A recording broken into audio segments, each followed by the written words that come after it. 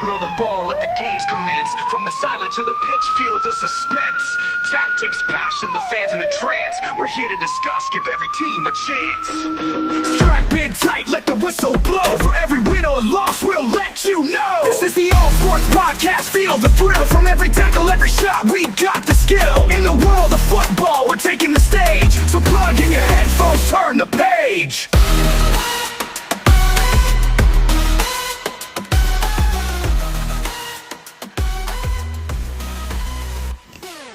What's going on, guys, and welcome back to the NFL segment of the All Sports Podcast.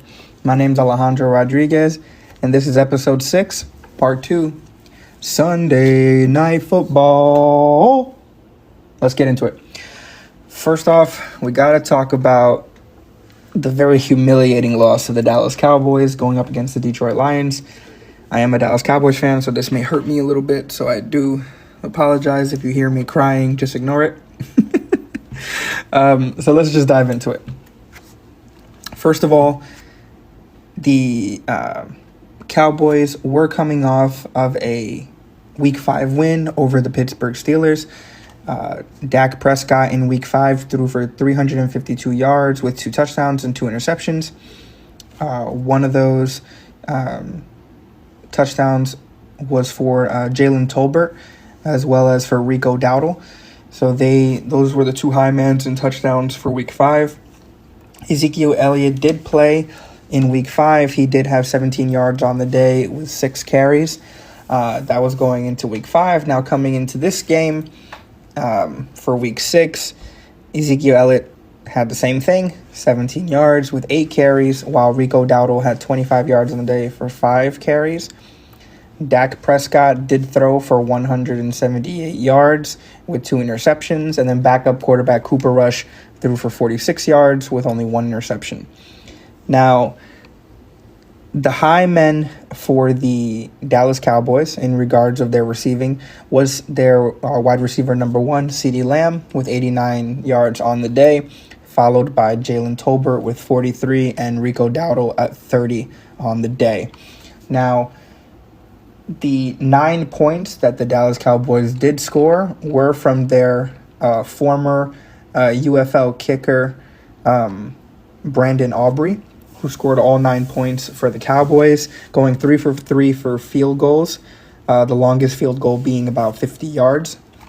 And those were the only points that the Dallas Cowboys were able to score in this game. Now, they did lose to the Detroit Lions. The final score was 47-9, and this is with the Lions coming off of a bye week in Week 5. Jared Goff threw for 315 yards with 3 touchdowns in the air, while David Montgomery, who was their star running back, had 2 touchdowns of his own, totaling out to 80 yards on the day. Now, don't get me wrong. The Lions have been one of the most interesting teams coming into this NFL season. They did have almost a Cinderella run last year, and it was incredibly awesome to see. Now, they just wiped the floor with the Dallas Cowboys. So, the 3 touchdowns that Jared Goff had in the air, one of them was for Jameson Williams, the other was for the tight end Sam Laporta, and the third and final was for the wide receiver 1, Amon-Ra St. Brown. Now, these men basically have been the focal point of the receiving corps for the Detroit Lions in these past, 6 weeks, 5 weeks going into this. Technically, it's been the 5th week for the Lions since they had the bye week in Week 5.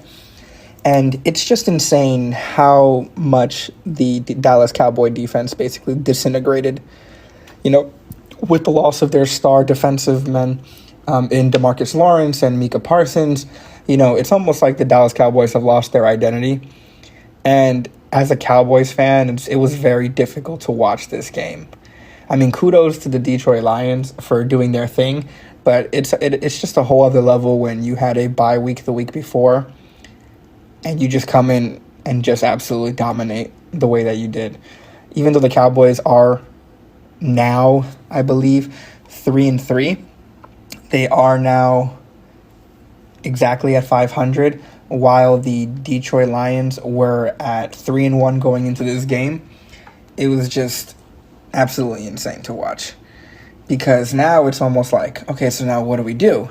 Do we end up, you know, going back to the drawing board and seeing what we could have done based off of, you know, when we didn't have Micah Parsons and DeMarcus Lawrence? Or do you kind of just try to figure it out with the pieces that you do got, and then you're just kind of like, oh, well, you know, we'll see how it goes? Now, that's the big question for the Dallas Cowboys.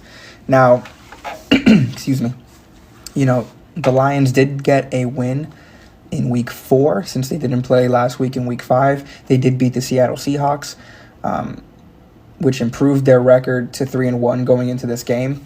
But just utter dominance for the Detroit Lions and their entire offense. That offensive coordinator must be like skipping with joy because, you know, even though they are a depleted Cowboys team, they're still the Cowboys and they're still known for being, you know, good at what they do. But, you know, obviously with the woes that Dallas has been experiencing, it's just almost, you know, unbearable to watch at certain points.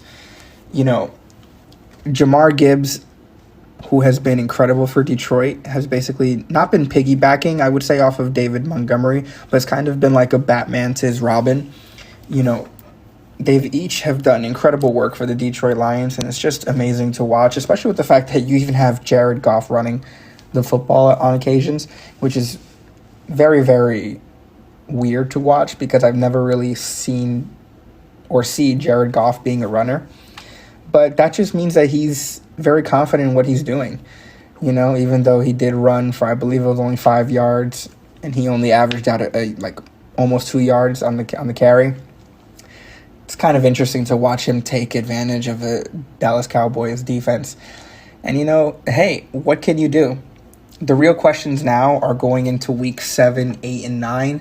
So for Detroit, since you're coming off this win, making you 4-1, you do play the undefeated Vikings, the Minnesota Vikings, in week 7. You do end up playing the Tennessee Titans, who are 1-4 as of right now, but we won't know until after week 6. You play them in week 8, and then in week 9, you go and head out to Green Bay to play them. And as of right now, at the making of this episode, they're above 500. So technically, it all depends on how, you know, the next 3 weeks go.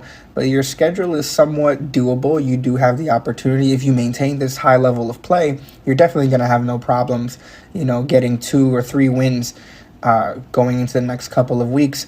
The Vikings have just been playing so good that I don't see Jared Goff would have to play perfect.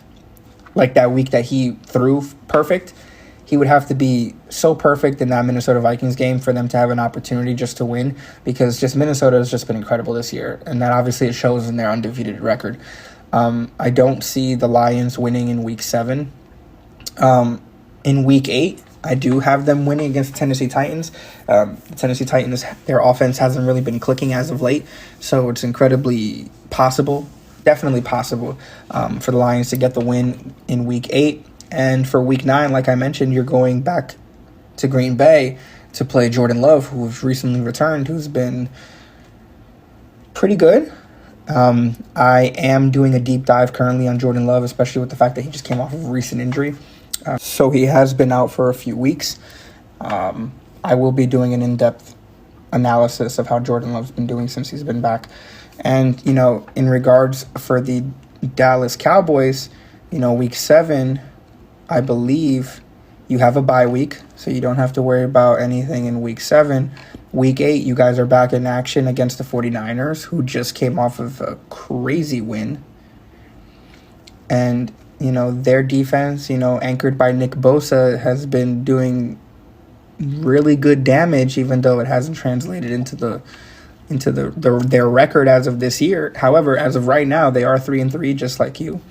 So we'll see how that game goes. That's going to be a great game to watch. And then in week 9, you play the Falcons.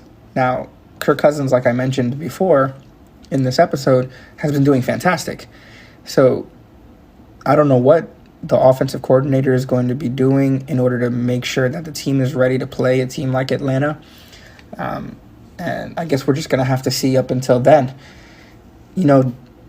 Detroit fans, how do you feel? You came off of a bye week and absolutely destroyed a Dallas Cowboys team, even though they were depleted. You did go out and do your thing. How are we feeling about Jared Goff? That man has been pretty good for you guys the past couple of weeks. It's to the point that he's now thrown 3 touchdowns off of a bye week, and that's just phenomenal to see. So I guess now it all depends on whether or not, you guys end up doing your thing for the next couple of weeks. So as of right now, the real question is, how do you ride this high going into the next 3 weeks? I personally think your schedule is incredibly doable. I don't think anything else of it. I am under the impression that, with how you guys have been playing going in to week 7, 8, and 9, you guys are doing everything that you can to do so. And I'm excited to see that. And for Dallas fans, you're 3-3 and you just lost really bad. Do we have any faith in our offensive coordinators? Do we have any faith in Dak Prescott?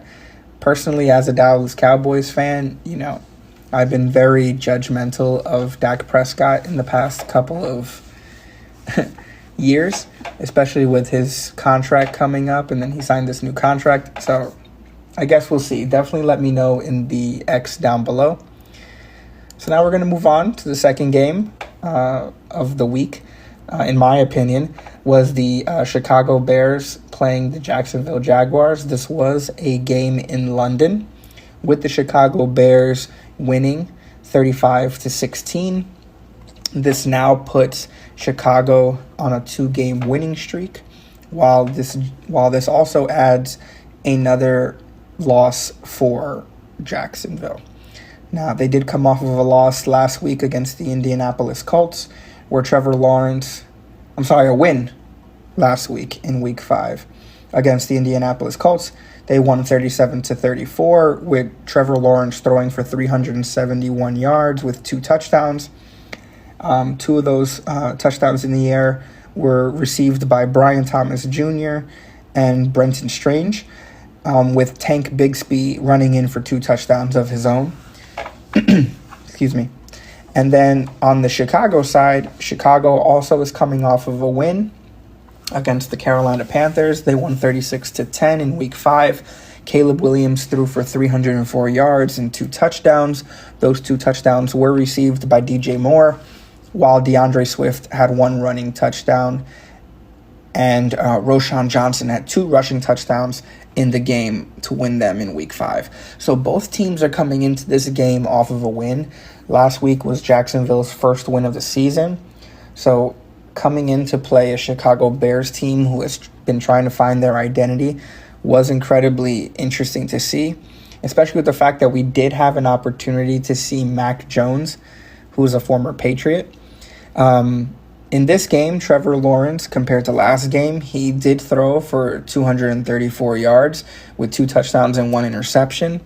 Those 2 touchdowns were received by Gabe Davis, and with Tank Bigsby only getting 24 yards on the day, with D'Ernest Johnson leading in rushing yards with 28. Evan Ingram was the high man in receiving yards for the Jacksonville Jaguars at 102. And while Gabe Davis, who received those 2 touchdowns, finished off with 45 yards in the day. Now, Caleb Williams threw for 226 yards with 4 touchdowns. All 4 of those touchdowns were in the air. 2 of them went to Cole Kmet. If I pronounced that wrong, my bad. And the other 2 went to Keenan Allen, which was very great to watch him hit the field this week. I know he's been doing so. He's been trying really hard to get back on the field as soon as possible. DeAndre Swift also had 1 rushing touchdown on the game. So this game was just very, not lopsided, because, Jacksonville did come out first with a field goal in the first quarter. The Bears did get 2 touchdowns in the second. So, it did kind of put them behind 14-3 going into the half. And then in the third quarter, both teams got a touchdown, which kind of brought kind of a nice little, oh my God, is Jacksonville really going to put an end to this 1-game win streak of Caleb Williams? And then, Chicago, ultimately came out on top with 2 touchdowns in the fourth. So, ending the game at 35-16. Now, for Caleb Williams, you're running on a high, man. Like, this is, amazing to watch a rookie quarterback do the things that he's been doing, especially with the stories of how great he was in college, and then on the flip side of it, here you are looking at, Trevor Lawrence, who has had a very rough time this season, especially with how he's been throwing, and you're kind of shocked because you're like, wait a minute, Trevor Lawrence, he's done incredibly well his first couple of seasons.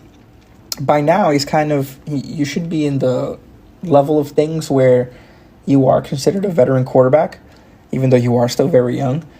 But you're playing against a rookie quarterback. You should have more dominance over the field than he has to you. Now, granted, your weapons are a little bit, spread out compared to, Caleb Williams having Keenan Allen and DeAndre Swift and DJ Moore.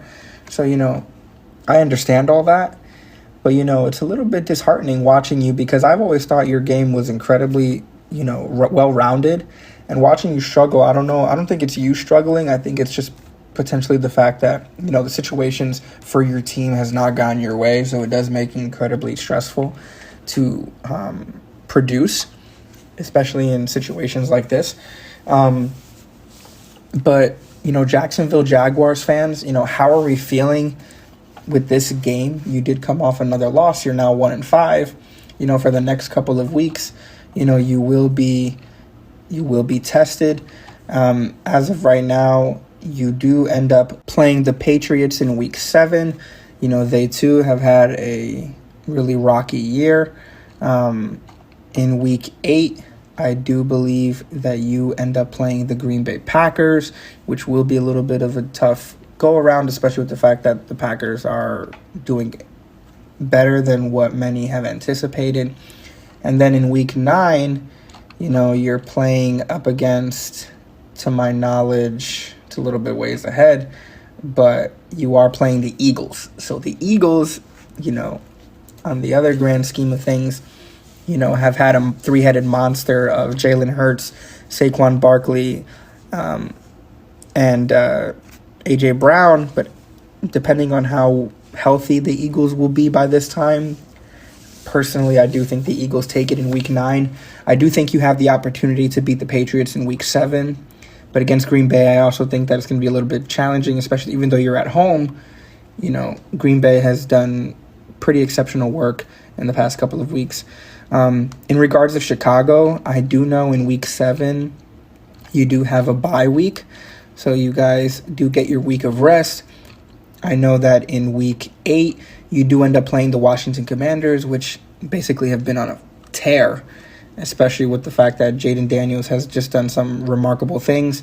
That's going to be a great, potential rookie-on-rookie matchup between Caleb Williams and Jaden Daniels. And then in week 9, you play the Cardinals. So surprisingly, the Cardinals, even though for having a negative record, do have a lot of weapons. However, they too seem to not have been clicking as of late. So I do believe that you do have the opportunity to beat them out going into week 9. Now, week 8 against Jaden Daniels, it's going to be a really tough matchup. I think it's going to come down to your wide receiver cores compared to your running games compared to each other. It also depends on what you guys do in the air. I mean, Jaden Daniels is a running quarterback. I haven't really seen Caleb Williams run a lot.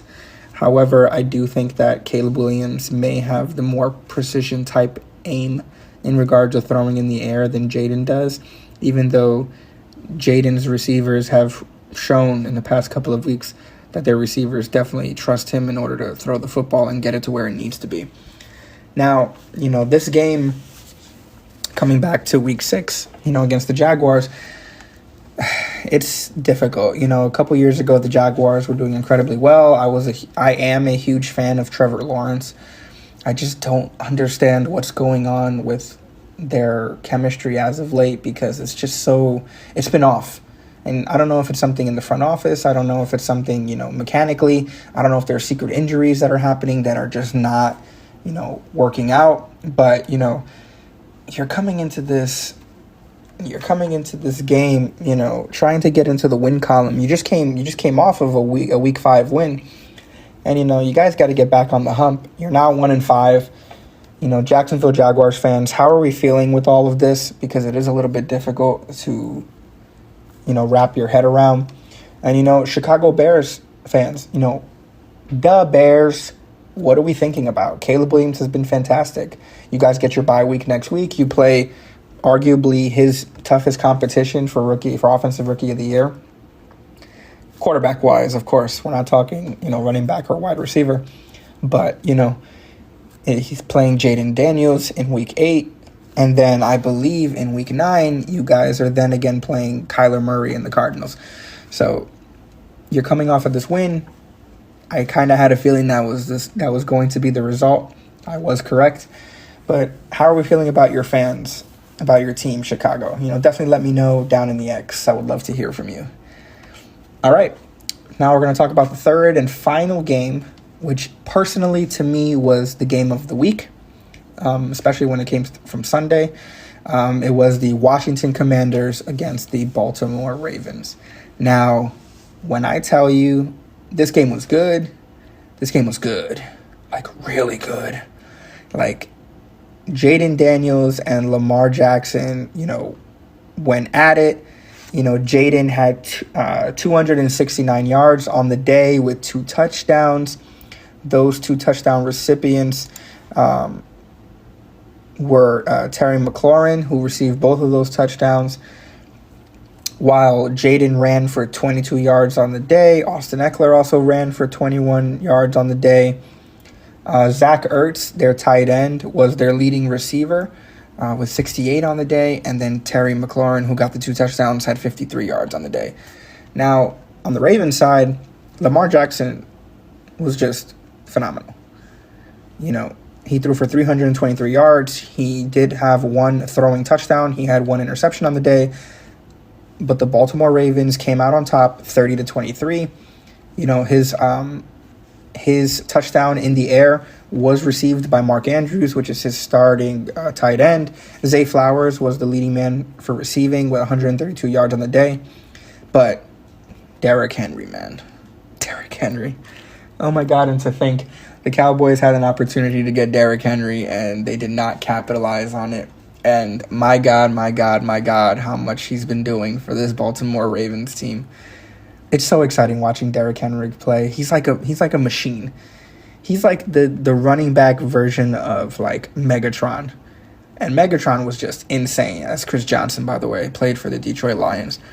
He was just solid. Like it takes like a 50-man army to get this man down. He had 2 rushing yards on the day. He also led in rushing yards with 132. And just this game was just so good because this was the matchup that everybody was kind of looking at, because this was the veteran running quarterback of Lamar Jackson versus the running quarterback rookie Jaden Daniels. So now this was just like blow for blow. Now, even though Jaden Daniels had 22 yards on the game, Lamar had 40 yards rushing on the day. So you could already see the veteran type mentality that Lamar Jackson has, obviously. He did almost run twice as many yards as Jaden did. But, I think Jaden held his own. This is a young quarterback who came off of a Week 5 win against the Browns, where they were going into that game in Week 5 4-1, and in Week 5 he threw for 238 yards and 1 touchdown, while he ran for 82 yards on the day. So, and that's against a Cleveland Browns defense that, to my knowledge, does not have Myles Garrett, who is the star defensiveman for the Browns. So Jaden definitely took advantage of, Cleveland not having their star defenseman. And last week as well, Lamar Jackson and the Ravens came out with a very intense overtime win against the Cincinnati Bengals, where he played out of his mind. Lamar in Week 5 threw for 348 yards with 4 touchdowns, while Derrick Henry also ran in for 1 touchdown. Now, this game marked a historic record for Derrick Henry. He has scored one rushing touchdown in each of the first 6 games of the season, which is an incredible feat for anybody. But the fact that this is Derrick Henry, I'm definitely not surprised. So both teams came off with a win in week 5. So going into this game, it was very highly anticipated that, who was going to be the one that takes on, who was going to basically go either 4-2 for the Ravens, or it was going to be 5-1 for the Commanders. And the Ravens did come out on top, so now both teams are 4-2, finishing out this week, this Sunday. I do know that as of right now, the Washington Commanders do play the Panthers in week 7, which in my opinion, I do believe the Commanders will win that game. They play the Bears in week 8, which, just like I mentioned, is another matchup with Caleb Williams, which I think is going to be very interesting. And then, to my knowledge, in week 9, the Commanders play the NFC East rival New York Giants. So I do believe that they will win that game as well. Now, for the Ravens do play the Tampa Bay Buccaneers, who as of right now, going into week 7, they both have the same record of 4-2. They've also been doing incredibly well. As of late, the Buccaneers, of course. The Ravens, I believe, in week 8, end up playing the Cleveland Browns. I do have the Ravens winning that game in week 8.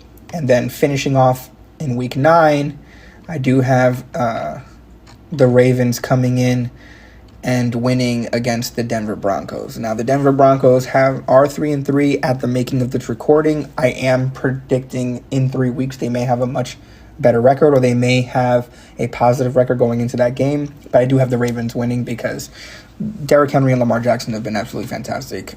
Zay Flowers has also been doing incredibly well in the past couple of weeks.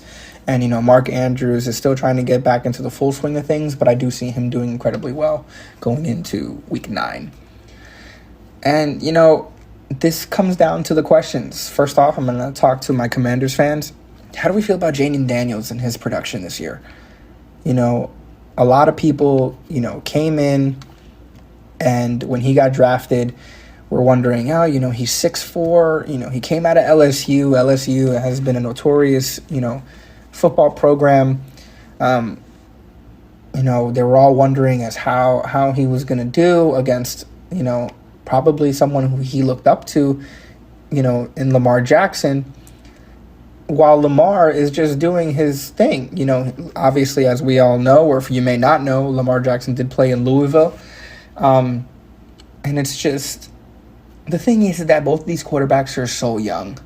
Like, Lamar Jackson is 27 years old. He's not even 30. He'll be 30 in 3 years. I think Jaden Daniels is maybe 23. I'm so sorry. He's 23 years old. So he has that experience of a well-rounded quarterback coming out of college, quote-unquote, late. And I just think he's going to do fantastic. Personally, it's going to be between him and Caleb Williams for Offensive Rookie of the Year, unless you see someone like Malik Neighbors in New York, or Marvin Harrison Jr. in Arizona, basically like come out of nowhere and just take it upon themselves to just be fantastic and better than them. But Jaden Daniels, to me, has always been great. And playing against, quite possibly his, idol in Lamar Jackson was just a great game to watch. This was my game of the week. I was very excited about this game here. Lamar Jackson in career is 21-1 against NFC opponents. So it's, watching him get his groove thing was just amazing to watch. So definitely, guys, hit me up in the X on NFL on X _ to give me all of your thoughts and comments about this week. I've had a great time talking to you all about this. If I seem a little bit nervous in previous episodes, that is, we're taking on a new adventure, and this is a little bit nerve-wracking for all of us involved. But we are excited that you guys are all taking the time out of your days to listen to our episodes and our podcast. I'm eternally grateful. I cannot wait to talk to you all in week 7. Hope you all have a great one, and I'll see you next week. Peace.